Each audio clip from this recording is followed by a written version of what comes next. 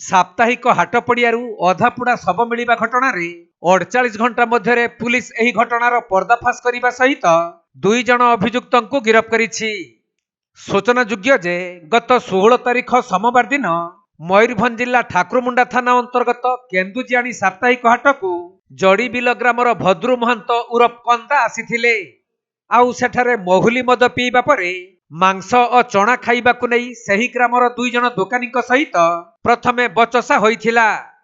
एहा परे समानक मध्यरे मारपीट हेबारु मांस दोकानी और चना दोकानी मिसी तांकु जाकी धरी तंटी चिपी देबारु घटनास्थल रे ही तांकर मृत्यु होइथिला। एहा देखि 2 जन दोकानी प्रमाण नष्ट करिबा पई नोडा साहाय्य भद्रू महंतक मृतदेह को पुड़ी देइथिले।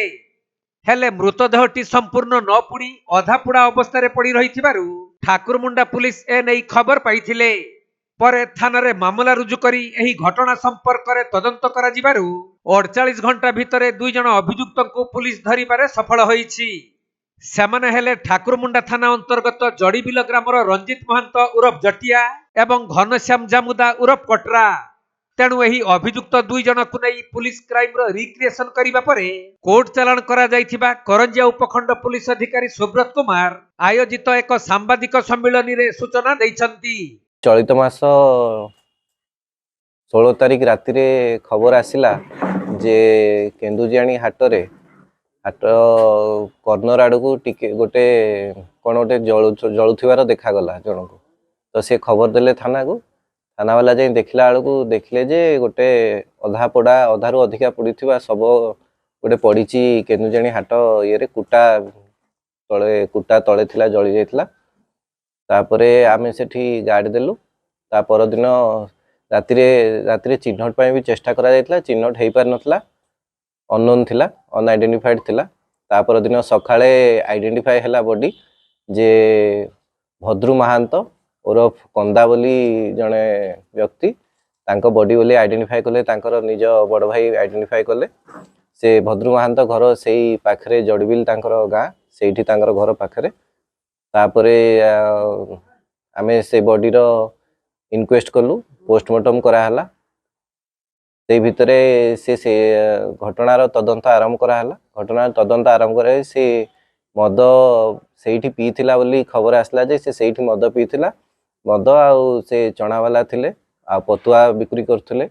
सेई पाखरे तांकर किछि पाटिंड हेतला बोली इनिशियल प्राथमिक तदंत रे किछि आसिला। तापरे आमे जेते जण मदवाला अछंती सेठी आमे धरिलु तांकु मद चाखणा जेते बिक्री करथले समस्त इंट्रोगेशन करागला लास्ट 2-3 दिन रे। फाइनली आमे बाहरला जे हमर रंजित महांत आलियास जटिया जे कि सेठी चना बिकुथले आउ घन जामुडा आलियास कटरा ए 2 जण मिसिकी तांकर गोटे घन पूर्वर शत्रुता तो कुहा जीवन किंतु झगड़ा हेतला घन जामुडार। आउ से मद पीकी माताल हेकी चिलाचिली करथिला। घन थरे जाइतला क्रिकेट खेलिबाकू ता घर पाखकू डिसीज्ड रो घर पाखकू सेठी भी तांकर सेठी टिके पाटिंड हेतला, घनर राग थिला।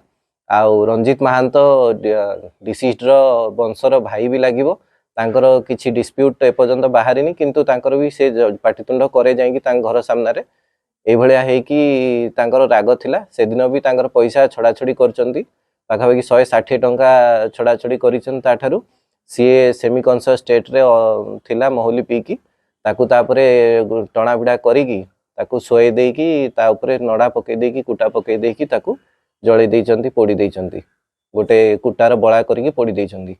एही टोटल केस रो ये रे लक्ष्मी महांत बोली डिसीज्ड रो झियो जे सी रिपोर्ट देइथले। सेही बेसिस रे हमर 103 क्लॉज 1 और 238 बीएनएस रे गोटे केस रजिस्ट्रेशन हेतला ठाकुरमुंडा थाना रो 123 नंबर केस रे।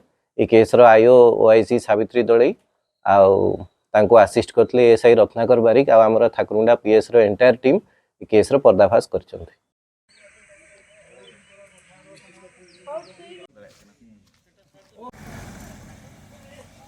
मयूरभंज जिला करंजियारू सचिदानंद पलईंक रिपोर्ट, कोणार्क लाइव।